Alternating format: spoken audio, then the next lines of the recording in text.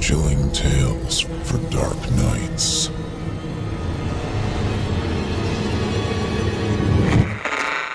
Want to make sure you never miss a Chilling Tales for Dark Nights video again? Be sure to subscribe and hit that bell to turn on notifications.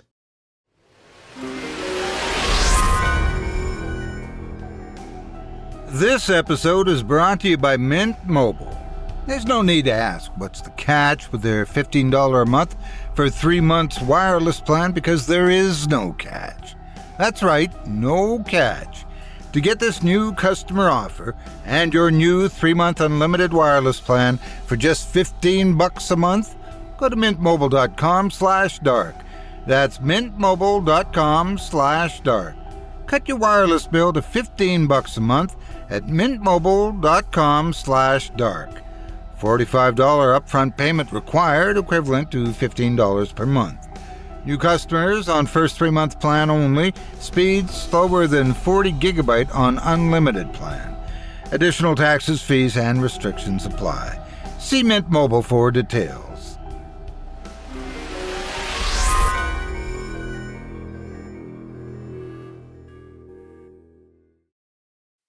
The following program is a production of Chilling Entertainment and the creative team at Chilling Tales for Dark Nights, and a proud member of the Simply Scary Podcasts Network. Visit simplyscarypodcast.com to learn more about this and our other weekly storytelling programs. Thank you for listening, and enjoy the show.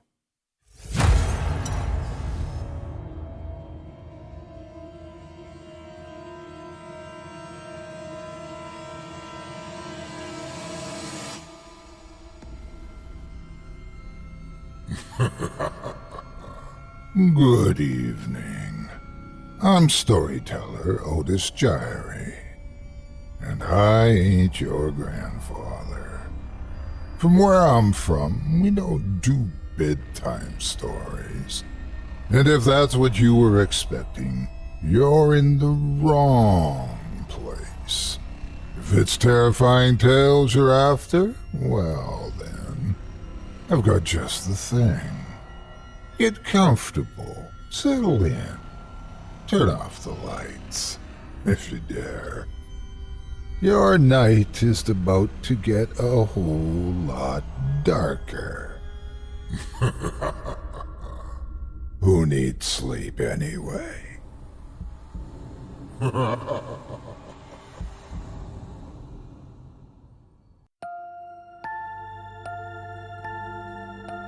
Ha ha ha ha ha! Good evening! You're listening to Scary Stories Told in the Dark. Welcome, dear listeners, to Season 15, Episode 3. I'm your host, Otis Jiry, and in this episode, I'll be performing 2 tales to terrify you, courtesy of authors Kyle Harrison and Seth Paul. Tonight we'll hear stories of mutant malfeasance and senseless storage. You're listening to the standard edition of tonight's program, which contains the first spine-tingling story.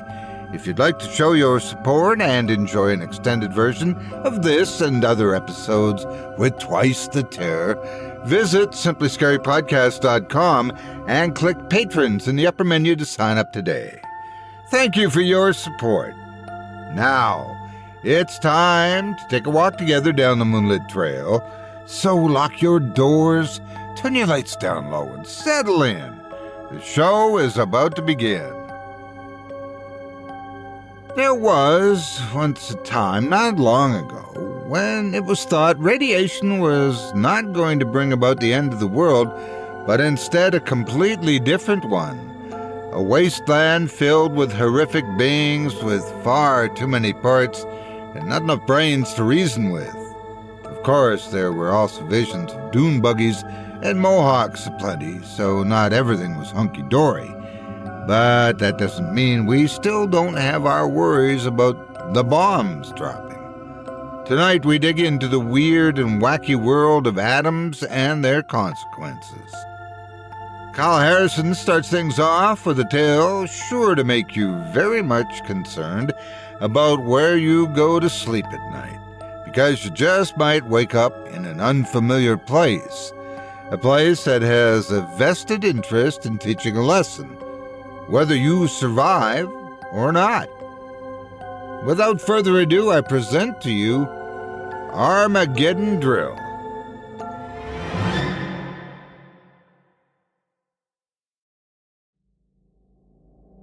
I woke up with a pulsing headache, a throbbing pain at the back of my head. The world was dizzying for a moment, and I couldn't even properly make out any shapes or colors. As I came to, I soon realized that I was handcuffed to what looked like a school desk. A quick study of my surroundings told me this was accurate. There was a man right alongside me, also on the floor, cuffed to a desk, and behind him, another, and behind him, another. I was in some kind of classroom with at least a dozen or so people, all of whom seemed to be chained up. My eyes took in the surrounding posters and artwork. There were children's drawings and safety reminders, all scattered across the wall, most of them older than I was. A lot of them were connected to nuclear fallout and taking shelter. Then my attention went to the front of the class, the blackboard, where a teacher should have been to instruct. In its place was a simple, concise message written in chalk and large enough for all of us to read. Armageddon drill begins, 8:05 a.m. I checked the wall for the clock. According to it, we only had a few minutes before the event was supposed to happen, so I talked fast.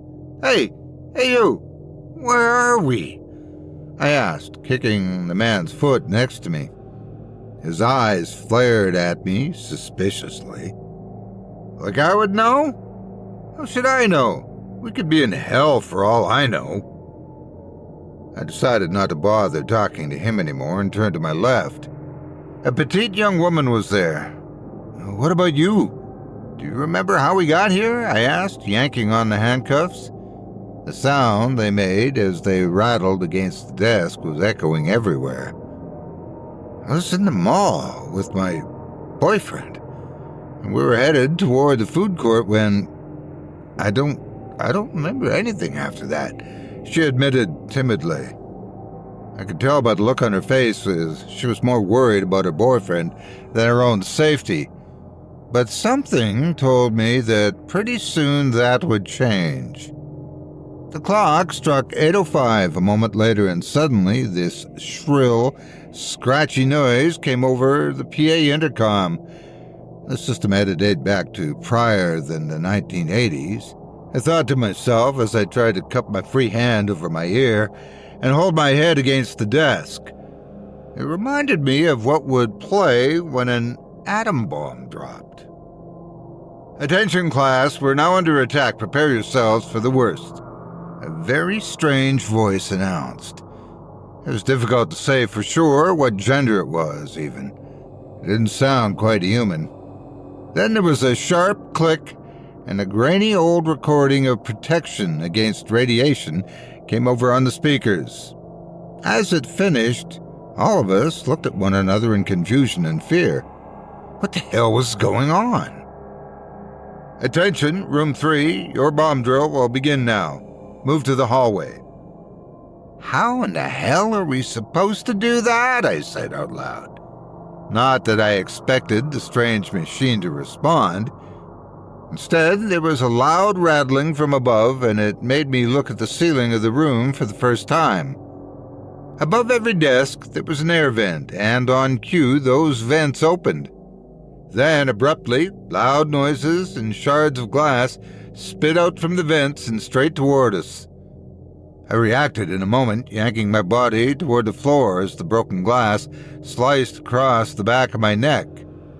Using the top of the desk as cover, I did my best to huddle there, a portion of my thigh and right foot damaged from the sudden, unexpected rush of projectiles. Others in the class weren't so lucky. A man sitting 2 desks in front of me had a shard of glass impaled straight in the neck. A woman had several hit her across her cheek, and the rain of sharp blades continued to come. The hallway! The woman beside me shouted. We can scoot the desks and use them for cover." I nodded and slowly pushed my desk that was acting as a shield as the rest of the ceiling seemed to rumble and shake, and the broken glass was now being replaced by more dangerous burning chemicals. Those that weren't under their desks were given second-degree burns as we all shouted for them to take cover and then move. The hallway felt like it was a lifetime away. I pushed the desks slowly, doing my best to try and time the pattern of the falling chemicals and glass. My hands were already burnt from them, and my shins were bleeding. "I just need to get out of here," I resolved, as I pushed toward the door. Some of the others were fighting for the door, trying to shove through and pull their desks along. I knew there'd be no way we could escape as long as we were shackled down. Then I looked up at the burning acid and had a horrible realization. "We need to let the chemicals burn through these cuffs," I told the girl. I held my arm at a specific angle and then scooted my desk toward the proper position. I bit my tongue and held in a scream as the tortuous, radioactive material hit my skin and the metal at the same time. It only took 10 seconds for me to be free.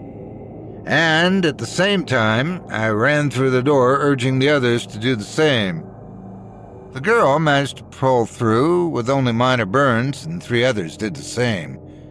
Then we heard a strange clang and realized that the class door was sealed shut.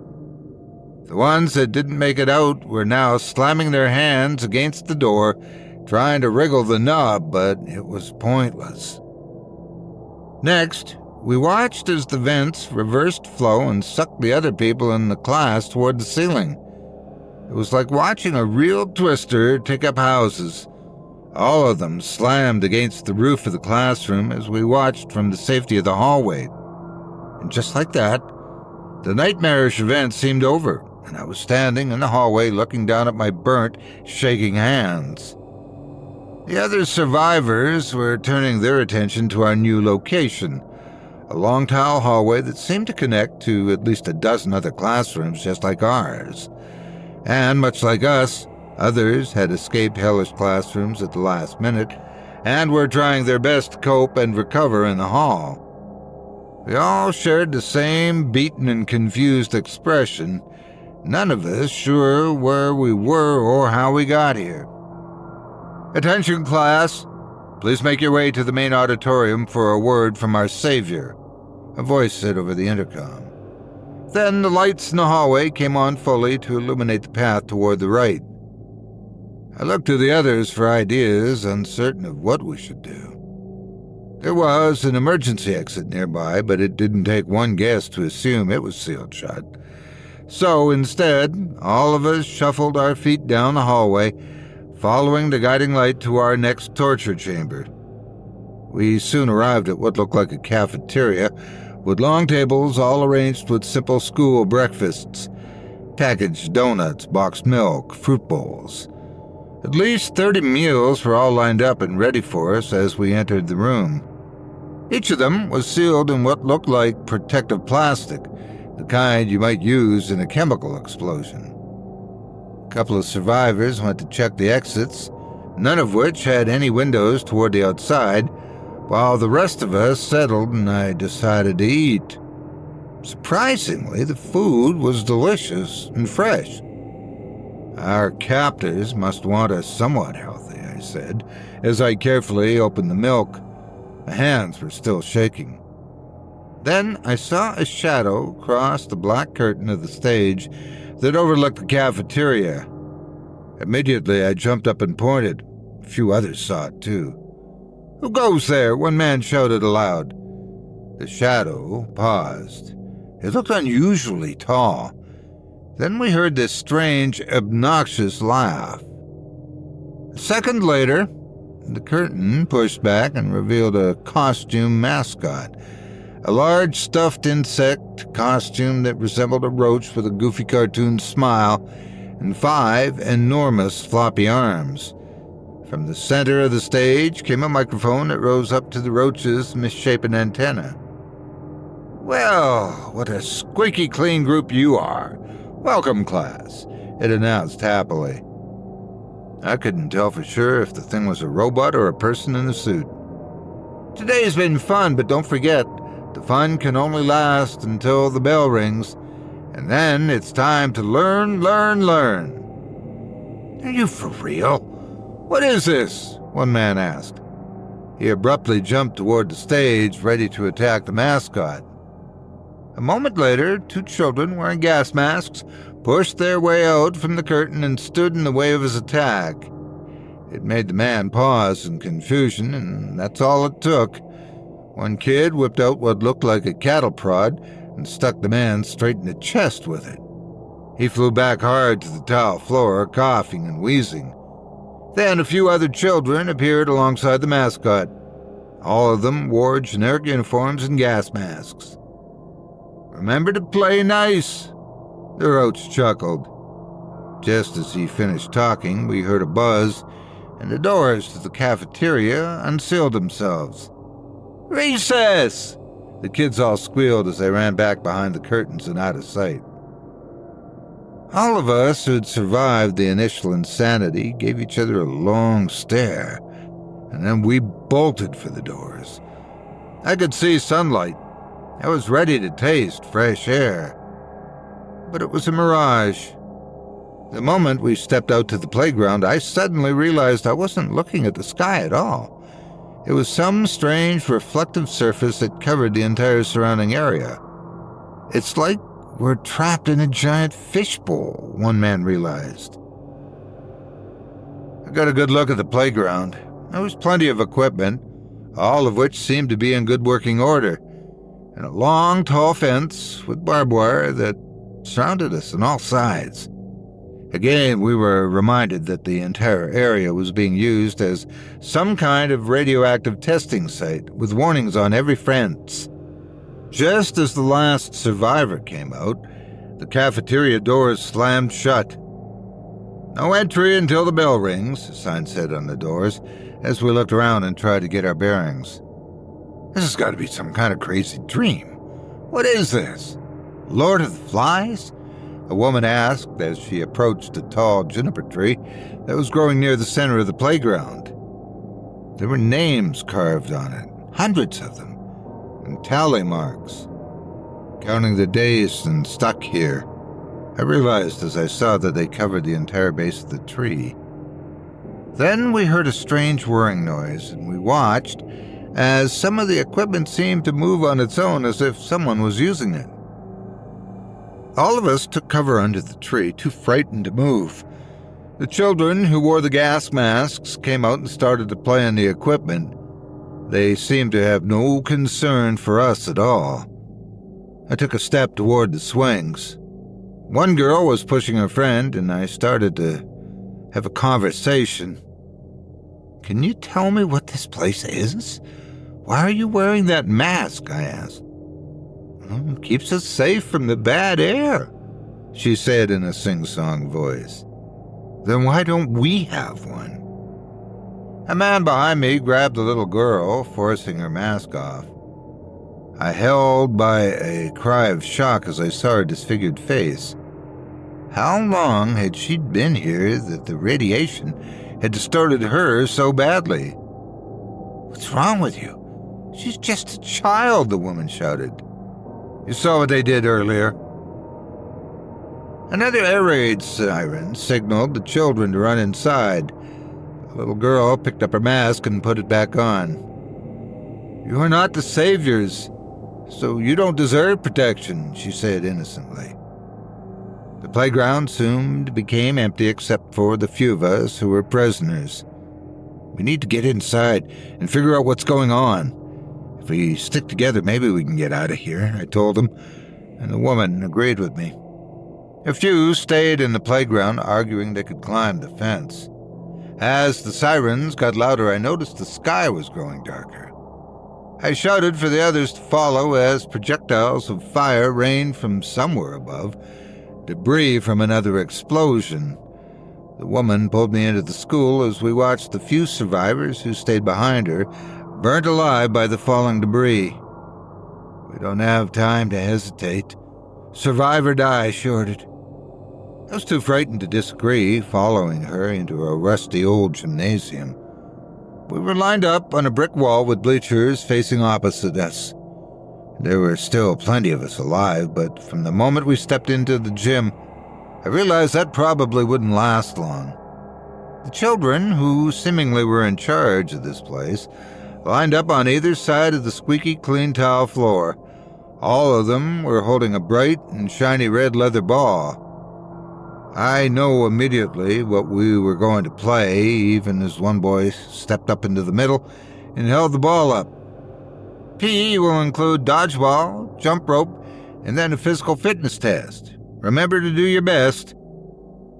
I was so sore from the other incidents that I wondered if I'd even have the ability to make it through these unscathed, but I knew I didn't have a choice. "We work together, we can make it out of here," the petite girl next to me said as the whistle blew. A second later, the spheres the children were holding changed from harmless, ordinary dodgeballs to spiky, dangerous, urchin-type objects. I knew one hit from those sharp protrusions would likely kill us if it struck a vital organ. Immediately, the children began to hurl the dense weapons toward us, the heavy balls surprisingly bouncing and moving across the gym floor with ease. We had little chance to do much else besides run. "Toward the bleachers!" one man shouted excitedly. A woman beside him was struck in the head with the spiky object, the full force of the needles piercing her face and knocking her down. As soon as it did, I also noticed that the needles seemed to latch onto her cheek, preventing her from being able to remove it. A moment later, as I ran, I realized why that was. We heard this soft, rhythmic beeping noise coming from the dodgeball. It got faster and faster as I noticed it was counting down. Then the latch opened, exploded directly onto the woman's face, killing her instantly. A man to the right of us, he was a little luckier if you consider the loss of a limb better than dying, and his right leg was blown up from the force of another object. As he hobbled and crawled toward the bleachers, he begged the children to stop their onslaught. They all looked at him, their gas masks hiding whatever emotion they may have shown, and then raised their weapons, smashing them down on his pleading body. We turned away before the explosion caused his innards to scatter across the gym. "This is madness," a woman snarled as she rushed toward one of the children. I watched as the dodgeball struck her straight in the chest, but she kept running, tackling one of the children. To my horror, the bomb went off, killing them both. Then a sharp alarm noise came overhead, and all of the children stopped what they were doing. A moment later, the roach mascot entered, the ridiculous costumed creature waddling over to where the kid had died and examining the scene. It occurred to me that the children seemed to be in awe of the mascot, as though awaiting its orders. Was it the one that was really in control here? Was it the savior that was mentioned earlier? "Looks like all of you will be getting detention," it said in the same null voice. Was it even human? "Enough of this! Who's in charge here?" one man snapped. He stepped toward the roach boldly, and I fully expected to see that the children might attack again. Instead, the stuffed insect held up an arm and kept them at bay, remarking, "All shelter survivors who make it to the end of the day will be hearing an important message from the Savior at our awards ceremony."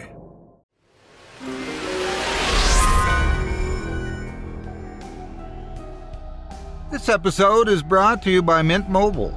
Folks, prices are going up everywhere. So I'm guessing if you heard that Mint Mobile is offering an unlimited wireless plan for $15 a month for 3 months, surely there must be something hiding there. Hidden fees, secret overages, have to trade up to a phone with all the latest bells and whistles, switch to a new number that means your family and friends all have to update their addresses. But no catch here. You just sign up today with Mint Mobile and enjoy $15 a month for your first 3 months when you sign up today. What are you paying for with your current provider? Do they ever tell you? What services go into all those fees and bills you pay every month? Well, I say there's no better time to make the switch to Mint and start saving. You get unlimited talk, unlimited text, and data on the nation's largest 5G network service, all for the cost of your average fast food value meal. And that's just one meal. Best of all, keep your phone, your contacts, your number. Everything travels with you to your new low-priced service. I say jump onto Mint Mobile today, and you'll start noticing that Mint isn't the only thing that's the color green. It's also the money you're saving. To get this new customer offer and your new 3-month unlimited wireless plan for just $15 a month, go to mintmobile.com/dark. That's mintmobile.com/dark. Cut your wireless bill to $15 a month at mintmobile.com/dark. $45 upfront payment required, equivalent to $15 per month. New customers on first 3-month plan only. Speed slower, above 40 gigabytes on unlimited plan. Additional taxes, fees, and restrictions apply. See Mint Mobile for details.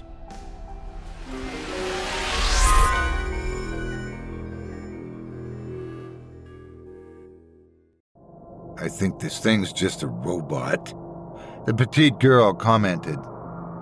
I realized that I felt silly for not even thinking of that a moment ago, and watched as the roach left with the remains of the child, perhaps to be cremated somewhere. Whoever was running the show clearly cared a little about the kids that were here, but why none of them seemed to be remotely acting like regular children was beyond me. Had they been down here since they were born? And before I even had a chance to ponder it, the main kid in charge announced we were beginning the next activity.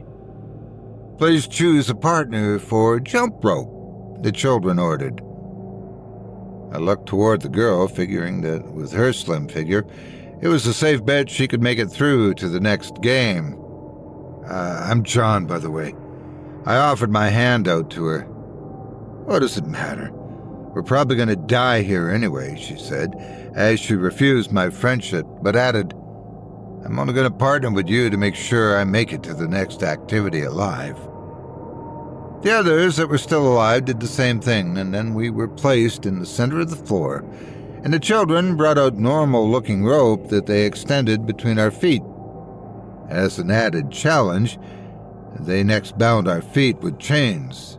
The one older girl in the group commented, We want you to act as a team. As they came up to me, I got a good look at the boy who was chaining me down and saw that he had a tattoo on his ankle. What's your name? I whispered to him. Those sorts of things don't matter here, he answered back. I tried to look for some spark of humanity left in him and wondered briefly if any of these kids were even real either. Was the entire facility run by lifelike drones? The whistle pierced the air a second later and the rope began to move. Quickly, my partner and I jumped and I matched her rhythm, worried about what would happen if we missed.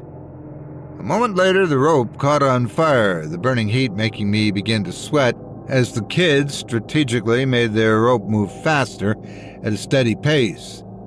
The girl and I did well for a short minute, but then, as they began to speed up, the flames would hit our ankles almost every jump. It made me want to cripple over in pain. The two women behind us both tripped from the rope and were burnt badly and fell down on the floor, begging the children to stop. Where are your parents? Why are you doing this? Thankfully, it seemed as though death was not their immediate fate, as the children moved on to other participants and started to perform double dutch with other members, making it twice as hard to avoid the flaming rope as they sped up. I could hardly keep going, even after 2 minutes, and the heat seemed to get even more intense. Finally, after about half of our group was hit by the blazing weapon, they moved on to the next activity. All of the remaining adults who hadn't been burnt were told to wait in the locker room for further instructions. As we were huddled inside the tight space and the doors were locked, I realized that this was, for the first time, since the playground, that we were all alone. "If anyone has any ideas on how to get out of here, it's appreciated," the girl commented as she rubbed her sore ankles. I was in so much pain my entire body felt numb. I had no idea if that was a blessing or a curse, to be honest. That weird mascot mentioned an awards ceremony later, probably back at the cafeteria.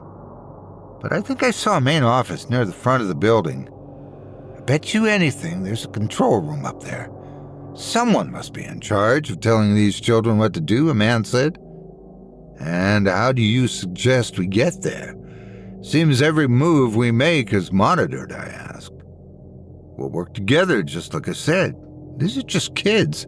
They can't stop us if we use force," the girl offered. A woman next to her shuffled her feet uncomfortably. "I don't know if I can justify harming children. It's likely they've been brainwashed to obey. We shouldn't be hurting them, even if they are doing this to us," she admitted. I felt the same, but didn't say a word. It was clear the majority was ready for this nightmare to end. If we can get the people in charge to end this idiocy, maybe it'll save the kids too. "The needs of the many will be accomplished by just a few," the man argued. "Oh, you're just speculating. We don't even know if any of this will work," another said. Soon, the locker room burst into an argument. The door slammed open a second later, and one of the older children opened it wide for us. "The physical fitness test will now begin," she announced, leading us back to the gym. All of the adults that had suffered from burn injuries were gone, and now, in the middle of the floor, I saw that the actual tile floor was missing. I even rubbed my eyes to be sure I wasn't imagining things. It was, in fact, cut off by what looked like a bottomless hole, a chasm that cut through the whole area. I tried to look down and see if there was anything below, but it seemed to stretch for miles. Perhaps into some furnace below, or perhaps it was a nuclear waste dump. That would make sense, given this entire facility looks like it was meant to be a fallout shelter. Dangling over the pit was a rope, which seemed to be covered with oil to make the climb even more difficult. Did the children even understand they were literally making us risk our lives? I was placed in the front of the line and waited as the bell rang. The rope was only a few feet in front of me, but I still had to make a running start for it. Leaping out above the pit, I grabbed onto the slippery rope and quickly started to climb. Even with the oily surface, it was still possible for me to ascend, but not easily. I could hear the others actually cheering me on as I tried not to look down. But just when I thought that I might make it, the game changed, and something above me fell through the roof vents. Radioactive ash. Burning particles struck my head and against my hands as I clung to the rope and shivered in pain. It wouldn't be long before I lost my grip entirely. My only chance was to try and swing back toward the edge. I started to shift my body weight as I slid down the rope, my hands sweaty and the onslaught of falling needles making my nerves begin to stress and ache. Just as I made the third swing, I let go, barely grabbing the edge. The others rushed to help, but the children blocked them. If I was going to survive, I would have to be on my own. Desperately, I clawed my way up the side, gasping for breath, as I collapsed to the ground and looked down at the pit. This is insane. I can barely even stand up from this torture, I moaned as I looked at my shaking palms. The chemicals had hurt more than I'd realized. The children looked at me, then the oldest one, in charge, ordered, "Take him to the Savior." Before I knew what was happening, I was escorted out of the gym by several larger kids, toward the office that the one man had speculated we might be able to use as an escape. A bag was placed over my head before they marched me down the hall, shoving me rudely as they moved forward. Eventually, I was placed in a chair, and my hands were bound with a zip tie. Then the bag was removed, and I found myself staring at another adult in a nurse outfit. Someone who was running this hellish drama. She gave me a fiendish smirk and said, "Looks like you thought you were going home early." The nurse administered some kind of shot directly into my bloodstream without even bothering to tell me what it was for. As I watched the needle press into my body, I was sure that I was about to die. Instead of a quick death like the other adults here, it would be slow and torturous, and this strange woman would revel in my suffering. Immediately, I started to sweat and feel faint, my lips clammy as I begged her to stop. The entire room felt dizzy, and then, at last, she tossed the needle aside into a biocontamination container and commented, "My, you certainly are a squealer, aren't you?" I was panting, hardly able to see or speak coherently, but it didn't matter. She was going to make me listen to her strange ramblings. You've been brought here for a reason, Survivor 6091, and that is to prove yourself worthy of readmission to society. Given your skills so far in our shelter activities, you stand a high probability of being able to graduate from our program, she commented as she pulled a file from a nearby metallic cabinet and read off my file as though I had died long ago. John Redders, age 32, single father living in the suburbs of Chicago. You have 2 children, David and Susanna, aged 8 and 4 respectively. You work as an auto mechanic and enjoy chess and hiking in your spare time, she commented as she slid the profile across to me. Does all of this sound accurate? Despite how parched I was, I managed to give her a whispered reply. I have no idea what you want, but once I get out of these handcuffs, I swear I will kill you. She leaned toward me, smiling coyly before smacking me across the face with her gloved hand. You will learn that we do not tolerate insubordination of any kind in this facility.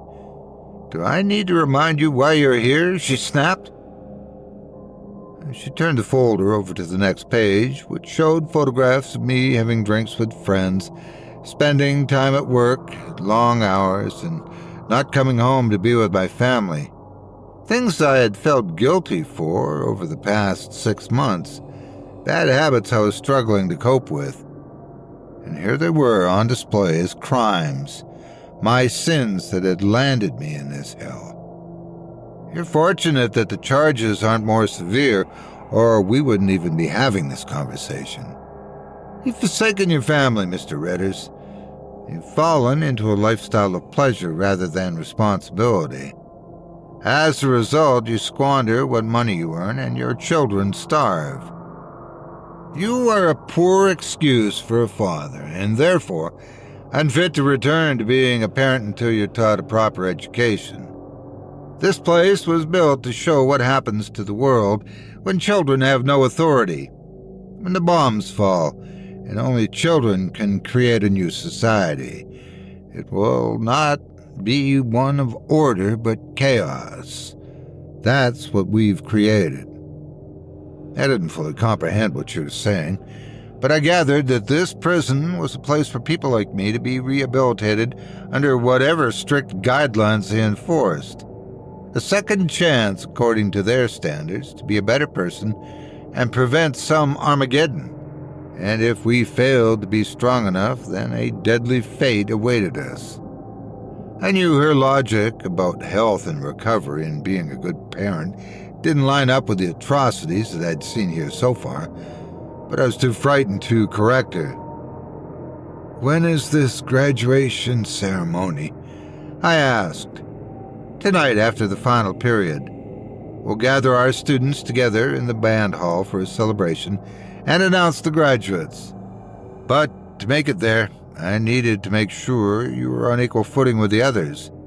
Hence the need for your vaccination, she commented. What was it for? As I'm sure you've learned, the contamination here is quite real. Reading your file, I realized that you might actually be more susceptible to the effects than the others. I looked toward the needle, wondering what exactly she'd dosed me with as a bell rang, and the nurse stood up, pleasantly smiling. Enjoy the rest of your day, Mr. Redders. I hope to see you again tonight. I think if you apply yourself to your skills, you'll go far, she said.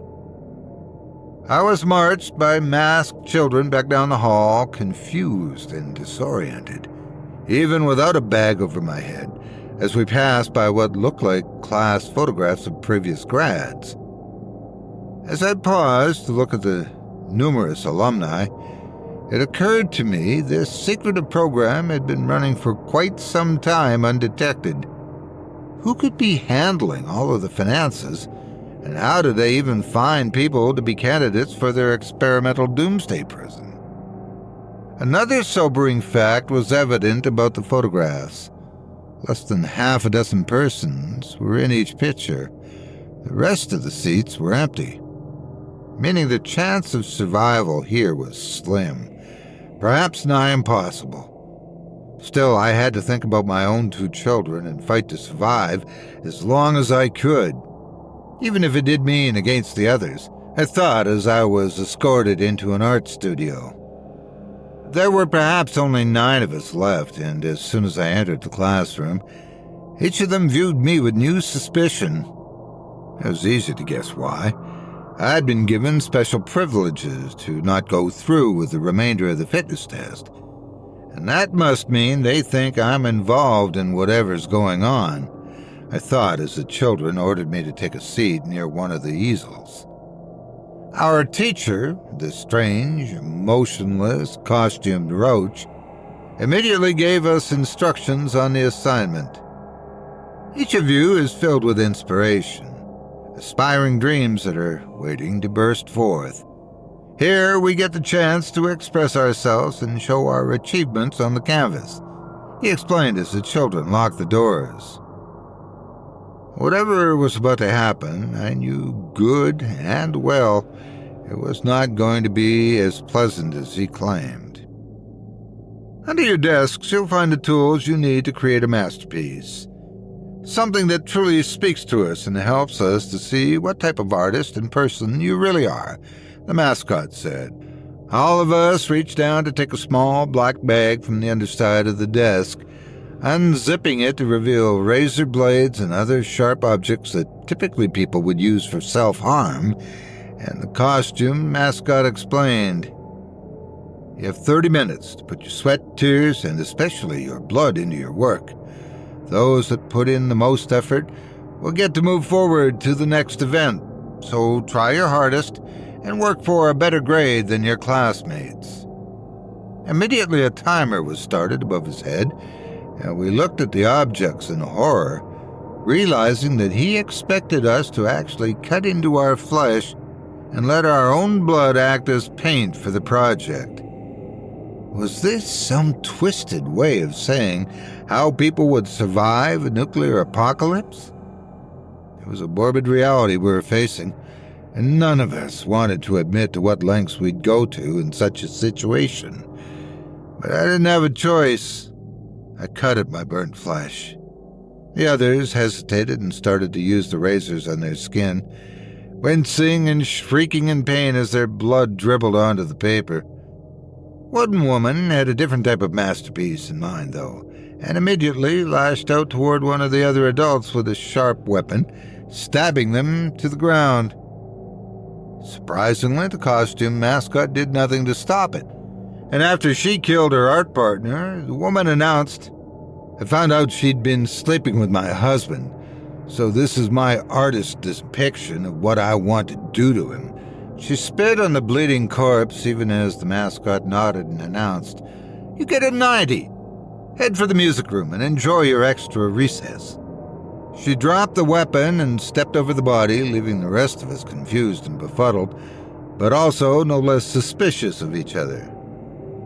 What about you, John? What did you do? The petite woman I'd talked to earlier asked as she held the safety blade in between her knuckles. I couldn't tell if she intended to harm me or the others as well. None of us could be certain what the others were capable of. As I looked down at the bloody mess, though, I began to dizzy and stumbled across the room to vomit. It must be the side effects of whatever the nurse gave me, designed to make me incapable of completing this task. I realized as I vomited in the trash can several times and felt the room begin to spin. One man tried to approach to help, but I pushed him away, uncertain if those in charge would view it as cheating. I needed to act fast, and the only thing I could think of was to use the blade against myself and threaten to hurt myself. If this is really supposed to be about retaliation, then let the rest live. Let us get out of here. Let's make the world better, I demanded. The children actually seemed to show emotion for a split second as I held the knife against my wrist where I knew the most blood would be spilled. It was a bluff, but I needed to see if my guess about this demented facility was correct. Would they allow me to survive simply because of their twisted moral code? "That'll be enough," the mascot bellowed, motioning for everyone in the class to stop. He went from desk to desk to look at the artwork, supposedly grading each and every one of us as though it really mattered. It felt like our survival was going to be the toss of the dice. Myself, the petite woman, and 2 others were told we could head to the music hall. I knew that meant the others would be executed, and as the knife was wrestled from my hand, I considered trying to stand up for them. I've been able to make it back to my own family, I kept reminding myself, as I felt the strange vaccine the nurse had given me start to take effect. If I don't push forward, it'll all be for nothing. I knew she wanted me to feel the full effects of the radiation in the air, and whatever she'd given me was already taking effect, but I had to ignore it and keep going. Somehow, I got the impression the others who were told to leave had the same guilty conscience, and we all reluctantly were led away even as the art studio doors closed, and we heard the ones left behind beg for their lives. A roar of gunfire and paintballs filled the air, and we heard their screams grow higher, almost to a crescendo, until at last everything became silent. Then paint and blood mixed together drained from under the door, a sickening feeling in the bottom of my stomach as I realized that the 4 of us were the only ones still standing for this final round. We were taken to a music hall where the children told us to pick out an instrument, and I found myself hardly able to stand up from another bout of nausea. Then, as I finally reached the flute stand near the middle of the class, I saw the playbook was open to a song that told me my suspicion was right. We were nearly at the end of this mad game. They were going to force us to play the ceremonial orchestra, followed by a funeral procession theme. Slow, soothing music began to play as all of us took our seats and watched the children line up against the wall. Despite the pretense that everything was fine, I knew good and well that only a few of us would survive this final test. I didn't know the people alongside me in this class, but I still couldn't believe that all of them might be dead in a few minutes. As the music got a little faster, the children ordered us to start playing, and we did our best to keep up. I've never even had talent for music, but I tried my hardest to appease them, even as I felt the room beginning to move. Everything was suddenly shifting around as we kept playing, the room rotating as we saw behind the walls a row of strange small holes that had sharp spikes poking straight out. I knew that if we stayed where we were sitting, we'd be impaled in only a matter of seconds, so I tried to stand. Only for something to shock me and to cause me to collapse back in my seat. "The performance mustn't stop," a child said as the room kept rotating. We all reluctantly played, and as we did, I noticed that the room began to move the other way. Someone was actually getting the music right. "Keep playing correctly," I shouted to the woman. She had a trombone. I could tell that she was exhausted, but we couldn't afford any mistakes. One man was about to be hit by the deadly acidic darts and tried to flee, only for the agonizing shock to cripple him and cause him to flail backward toward the weapon. He screamed in pain as the spikes pierced him, but didn't kill him. We kept playing to the end of the song to keep the rest of us alive. As the chorus came to an end, the room stopped moving and the children cheered. Some even suggested an encore. I could tell that the woman, who had kept us alive those few moments, wouldn't have the strength to play again, and thankfully the encore was not required. To my surprise, as we were moved from the band hall toward the mess hall, I saw the nurse who'd tried to kill me was waiting for us with what looked like awards. Since there were only 3 of us left, I was hoping this meant all of us would get the chance to make it out of here. But I noticed that she was only carrying 2 awards. One of us would be put to a final test, I realized, as we were told to stand at the center of the stage. "All of you have managed to come so far in this program, and we can't thank you enough for all your hard work to reach the top of your class," the nurse announced. As she was talking, I saw that the auditorium was filling up with children. I was surprised to see that there were so many of them. At first, it was just a dozen, but then I realized there were hundreds of them. Did they all live here in this underground hell? How did they survive? Before we pass out the awards, I think it's time for a quick snack for all of you, the nurse said as the doors at the back of the cafeteria opened, and I saw more adults rolling in carts. I held my nose as the stench of rotting meat overpowered me, and I saw that they were actually being fed the corpses of all the other adults that hadn't made it this far. The children didn't even wait for a serving bell. All of them took their masks off, and we saw how the radiation down here had transformed them into beasts. They growled and snapped at one another to grab a piece of the chopped-up bodies and chewed it as fast as they could.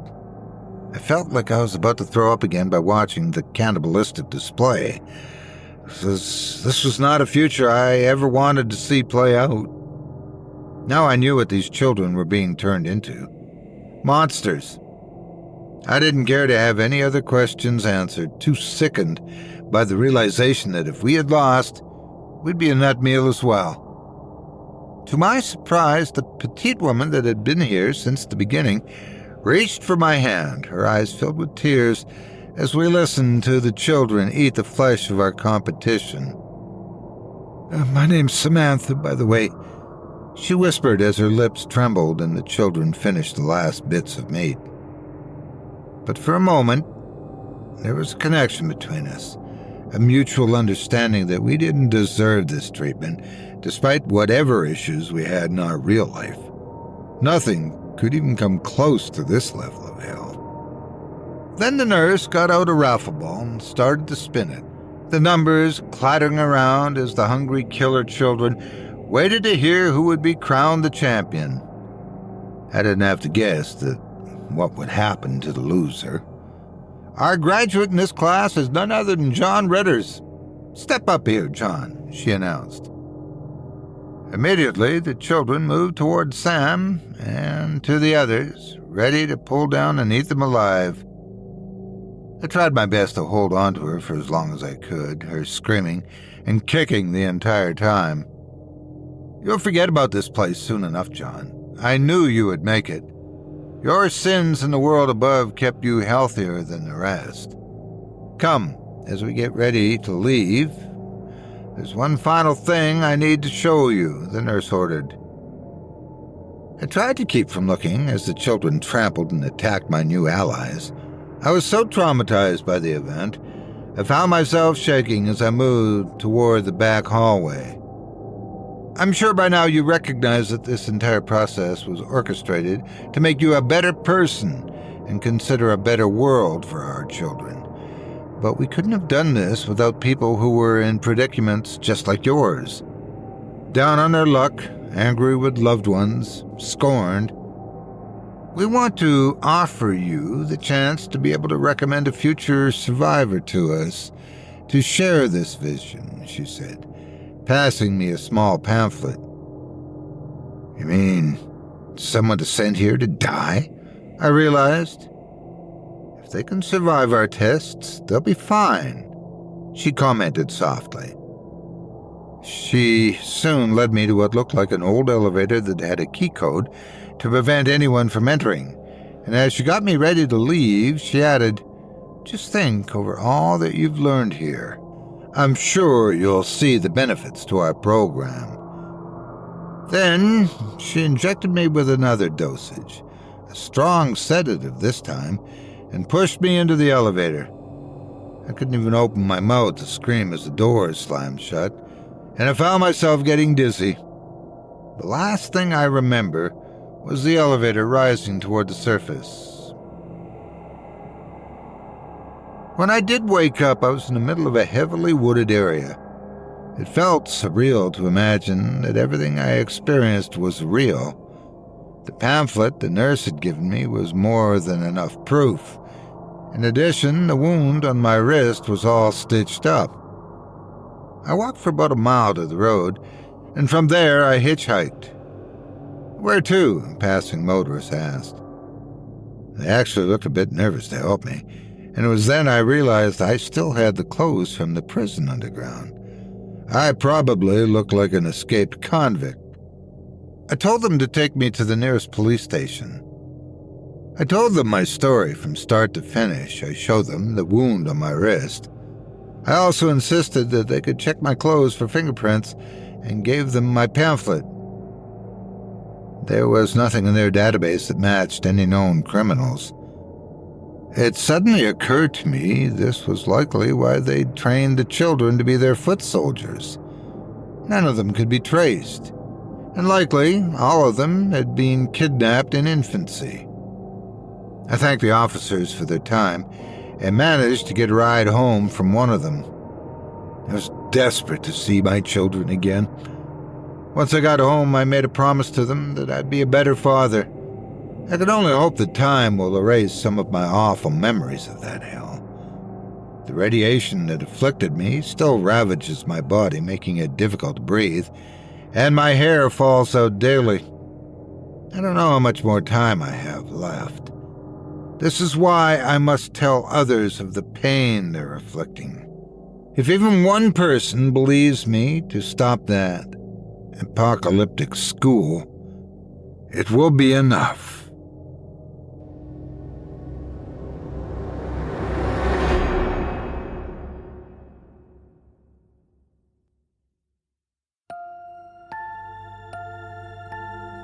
I hope you enjoyed Armageddon Drill by Kyle Harrison as performed by yours truly.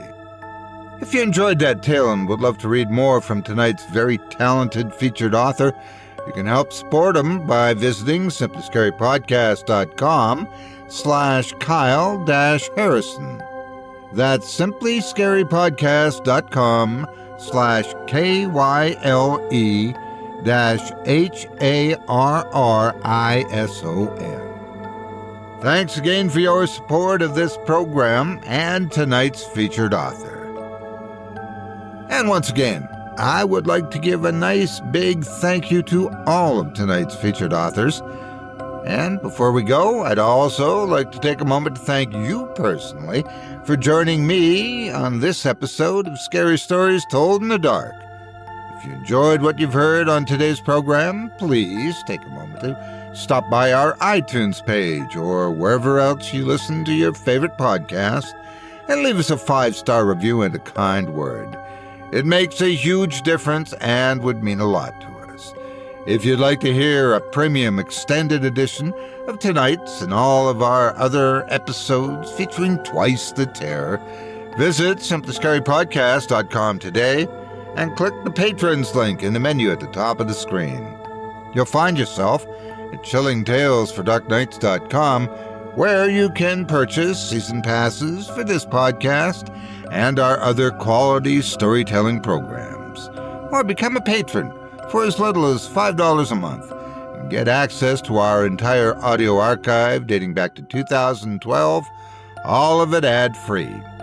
If you happen to use Facebook, Twitter, Instagram, or YouTube, you can follow and subscribe to Chilling Tales for Dark Nights there, where you'll get all of our latest updates and new releases and have the chance to interact with us each and every week. You can subscribe to me on YouTube as well at the Otis Jiry channel, where you'll find releases of my series, Horror Storytime, dating back to 2014. And you can find me on Facebook, Twitter, and Instagram too. Just search for Otis Jiry. Until next week, stay spooky and get some sleep, if you can.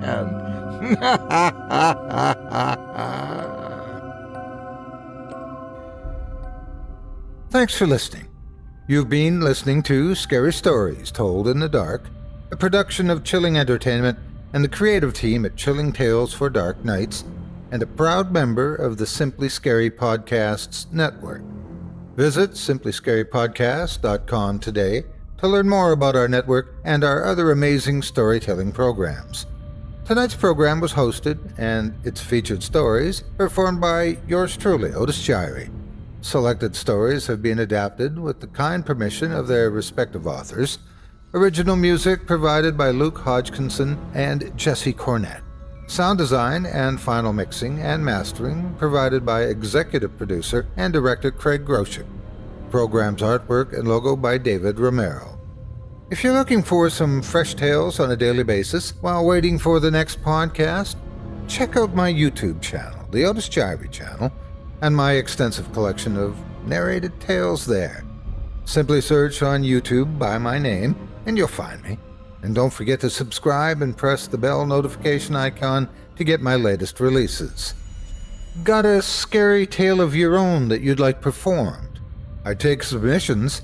Email it to me today at otis@simplyscarypodcast.com to have your terrifying tome considered for production in a future episode of this show. That's OTIS@simplyscarypodcast.com. If you've enjoyed what you heard on tonight's program and are joining us on your favorite podcast app, subscribe to us to be sure you never miss an episode, and leave a 5-star review and a comment. Your feedback means a lot to me.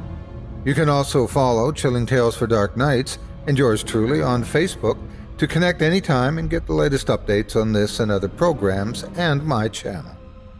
If you're listening on the Chilling Tales for Dark Nights YouTube channel, do us a favor and hit the subscribe button and the bell notification icon for ctfdn as well to get more spooky tales from me and the crew and another episode of this program each and every Wednesday.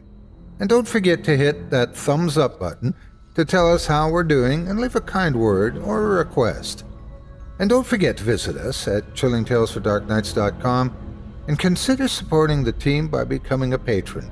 In addition to helping us out, you'll get exclusive access to our audio archive and ad-free downloads of all your favorite stories, including those you've heard on this program. As for me, I'll be back next Wednesday with more terrifying tales to keep you up all night. But that's all right. Who needs sleep anyway?